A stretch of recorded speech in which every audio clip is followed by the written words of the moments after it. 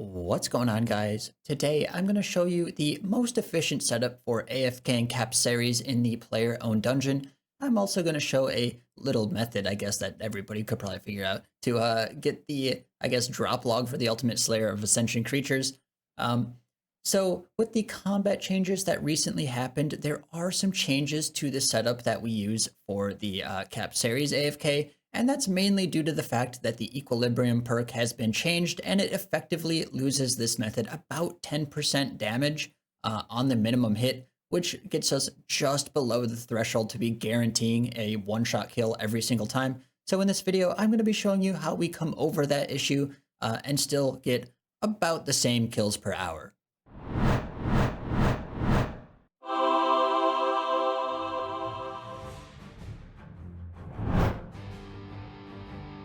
So now for some Ascension creatures, this task is relatively simple and straightforward. I think the best way to do this task is going to be killing the Rorarius in the first room. However, I am going to be going over an Ascension creature method that uses the Capsarius in the player-owned dungeon after this. But I think if you're just going to be doing the Slayer tasks, it's definitely better to come in here and just kill these Rorarius things. But if you're going to be mass farming, it probably will be better for you to do the Capsarius. The Capsarius are kind of annoying because you have to get the souls, and that's definitely a pain. But yeah, these things down here are a pretty solid method, if you ask me. So what you want to do for this method is very straightforward. You want to be using an aggression potion, and that's about it. And you know, obviously, you could be using prayers, you could be using just soul split, you could be using turmoil or anguish, I guess, if you want. And then the Hex Hunter bow is the best in slot here. However, if you don't have greater ricochet, like I don't have it, you'll definitely be getting slower kills per hour. Obviously, I don't have greater ricochet on this account, and I don't have roaming on my bow. And if you do have those things, you will be getting significantly more kills per hour here. So with this method, you're going to be getting around 1150 kills per hour. Maybe you could get that up to about 1300 kills per hour if you had roaming 4. But with that 1130 kills per hour, you're going to be getting about 12.5 mil GP per hour. So it's okay GP per hour, but the XP is pretty much negligible. It gives you like 160k XP an hour. It's really bad. But the main reason you're going to be doing this task is for the Ascension grip drop. You're pretty much forced to do these things on task to get the Ascension grips. And yeah, definitely be doing your Ascension creature tasks, at least until you get your grips. But now I'm going to be showing the Capsarius method. This is mainly going to be for Iron Man. So if you're trying to get your Capsarius souls, it is kind of a tedious process. I would highly suggest not doing this on Legacy mode, just so you can use some movement abilities to get around. So definitely be going on to EOC combat. And this is how I usually get my Capsarius souls. And you can see in the dungeon, this is where I am, like right out of the entrance. And then in this room here, there's a few Capsarius, and then you move up here and there's a few Capsarius in here, and I think there's one in this little room here. So as you can see, there is the Capsarius right here blending in, and we just kill this Capsarius. So we kill that one, and then you move along up here, and there's another Capsarius here you can see. So we kill that one, and then we see this one up here by the cages. We kill this one. And then you continue moving up along here, and you can see there is another Capsarius in here. There's actually 3 of them in this room. So we kill these. And it is kind of annoying to have to get these, because you can see these things like kind of target you either way. But anyway, we just kill the Capsarius here. And these are the ones that I kill. Like, this is the rotation that I do, and then I, you know, surge and dive back over to the starting position, back over here.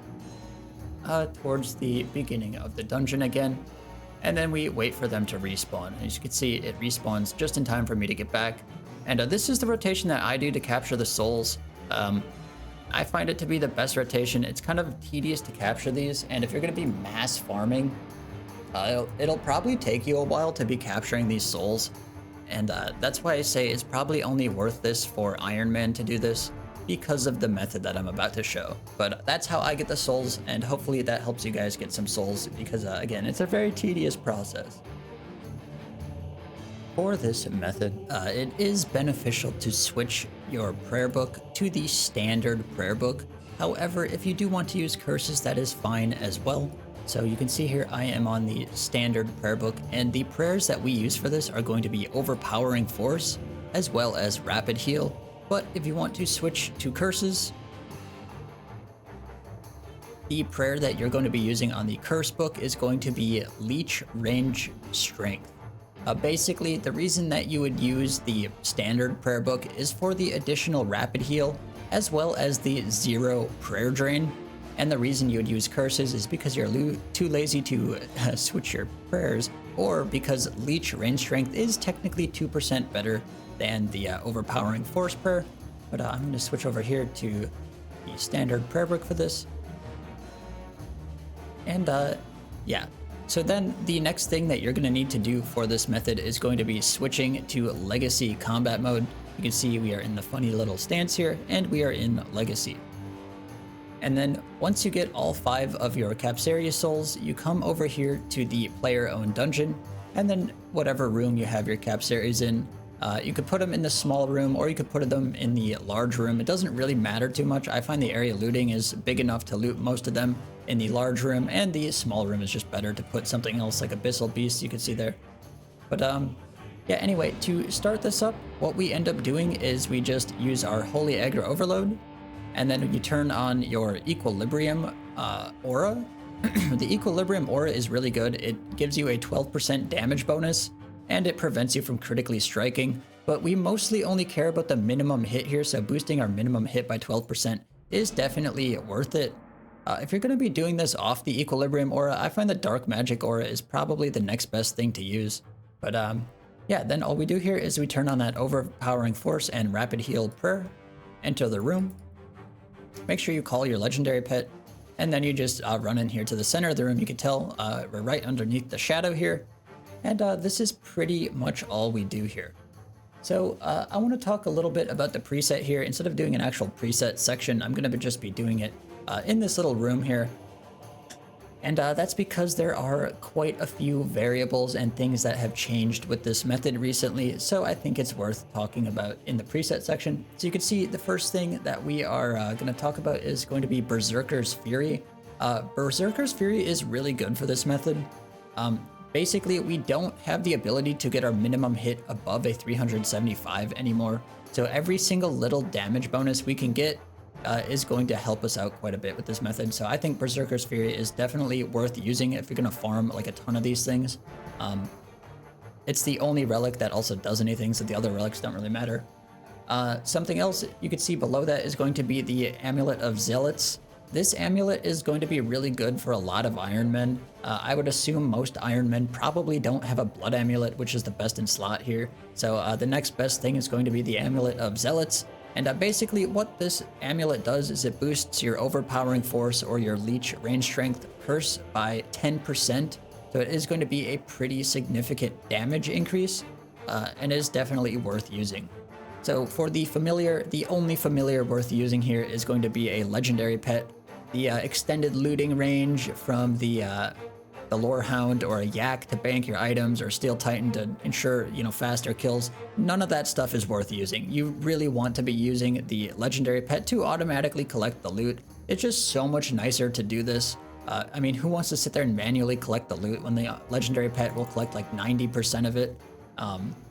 For the gear, you can see it's just like some pretty standard looking gear, just some range gear really. And the only things to really note for this are going to be the Death Touch bracelet is really good for this method, and that is because I have seen it happen, several times where I hit like a 374 and then the next game tick, they get reflected a 1, and it will essentially give you that insta-kill when you otherwise wouldn't have gotten it. And that's also the reason why the Blood Necklace is so good. Obviously, we're getting some healing from the Blood Necklace, but I think the main reason that it's good is because it does give you those additional hits as well. The other gear really that you see is pretty much just there for the range strength bonus, like the Zuck cape, the boots, the ring, the helmet, all that stuff is just range strength or prayer bonus. And then the only other thing worth talking about, I think, is going to be the decimation bow. The decimation bow is really good for this method because it has a 3-second attack rate, whereas most bows have a 3.6-second attack rate. So you are actually able to attack a little bit faster with this method than something like a Nox bow. And because this bow is able to get so close to a 375 minimum hit, it is still the best in slot here. It's better than the Hex Hunter bow now, especially now that they changed some things, which I will get into the changes that happened with the combat update here in a second. But yeah, this is definitely the best in slot here. So for the inventory, again, it's very basic inventory. Some important stuff in the inventory, though, is going to be the Spring Cleaner. Spring Cleaner is really good for this method. There's a ton of stuff that just gets cleaned up off the floor, and you definitely want to be using this if you're not an Iron Man. If you're an Iron Man, I would just use it to like clean up the alkables. I wouldn't really use the springs, though. For the other stuff that's really good is going to be Lantidime Incense Sticks. You want to be getting the most out of your overloads, and even if you're using Lantidime Incense Sticks, you can see here, we still aren't draining any prayer points at all, so definitely worth using those. And then obviously we use the Codex to teleport here, the extra Holy Aggro Overloads, and then we have the Potion Reservoirs, and then you can see there's just like a stack of the drops that we get. And then the last thing is going to be this Enchanted Notepaper. The Enchanted Notepaper is really good for this method, especially for Ironmans and people, just everybody really. And that's because you can just sit here and note the drops instead of having to use a yak, which, you know, makes it so you can't use a legendary pet or like, you know, do something else to get rid of the drops. You can just simply note them with the note paper, and it is definitely worth doing for pretty much everybody, Ironman and main accounts alike. And I would highly suggest bringing some magic note paper just to be noting up all the drops. So that's pretty much everything in the inventory and gear setup. The next thing is going to be the perks. So the perks here are, you know, there's definitely a lot of perks that you're going to want for this. Starting off with the weapon perks, you're absolutely going to want what you see here. Precise 6, Eruptive, and Ruthless are all insanely good for this method because they're boosting your minimum hit. And even though you can't get to a 375 minimum hit, you still do want to be boosting that minimum hit as much as you possibly can. And these help with that quite a bit. The other perks that are going to be good here are going to be Enhanced Efficient can be good. You could literally just not augment your top and you'd be fine. Enhanced Efficient is definitely good though. Biting doesn't actually do anything with the Equilibrium aura, so you don't have to use that. However, if you are going to be doing this without the Equilibrium aura, the Biting perk is going to help you quite a bit.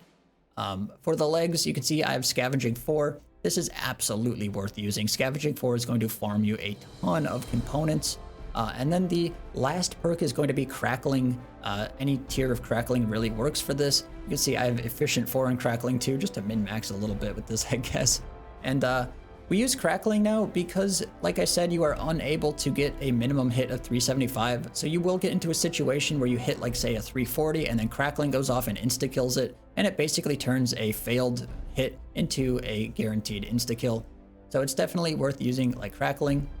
And yeah. So now I'm going to talk a little bit about kind of what happened to this method with the combat update. So before the combat update, you actually were able to get the Decimation Bow up to a 375 minimum hit. And they took that away because they got rid of the Equilibrium perk. I think it was the Equilibrium perk that really allowed us to do this. Them taking that away essentially lost this method about 10% damage, which is a pretty significant loss. But also the Equilibrium aura was also a somewhat large thing to be lost as well.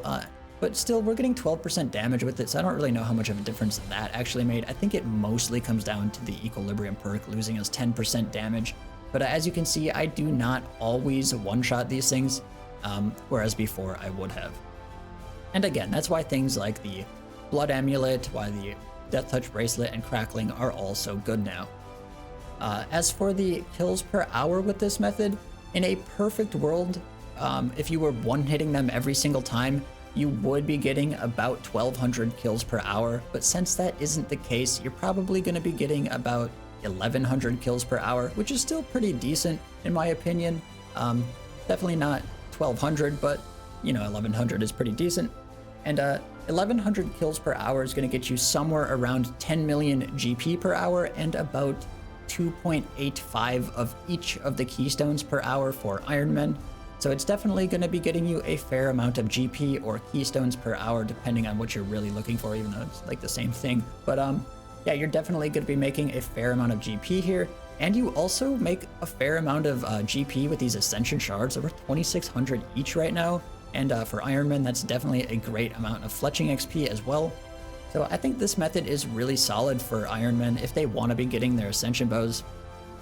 But honestly, I don't really know how useful this is anymore, considering Ascension bows aren't really that great, you know. And this doesn't give you the greatest XP per hour, you know, about 600k range XP per hour. It's not super amazing. So I don't really know how useful this is, but hopefully this helps some Ironmen out there get their Ascension bow, and hopefully shows you guys how to kind of make this method better now that it has been nerfed significantly with the combat update. Thanks for watching, guys. I know this method isn't as useful as it once was now that Ascension bows just aren't very good anymore, but it's mainly here just to kind of be in my series to have, you know, a guide for pretty much all of these Slayer tasks. And yeah, hopefully this helps some Ironmen out there get their Ascension crossbows and some tier 90 weapons. And as always, guys, if you made it this far in the video, definitely drop a like on it. And thanks for watching. I will see you in the next one.